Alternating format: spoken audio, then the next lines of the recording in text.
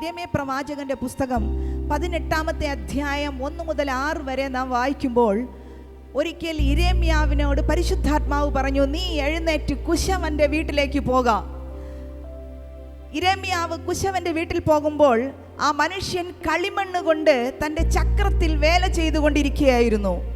അവൻ ചക്രത്തിൽ വേല ചെയ്തുകൊണ്ടിരിക്കുമ്പോൾ, അവൻ പണിഞ്ഞുകൊണ്ടിരിക്കുമ്പോൾ തന്നെ ആ കളിമൺ പാത്രം അവൻ്റെ കയ്യിൽ വെച്ച് ഉടഞ്ഞുപോയി. പക്ഷേ അവൻ തനിക്ക് ഇഷ്ടമുള്ള വേറൊരു പാത്രമായി അതിനെ പണിതെടുത്തു.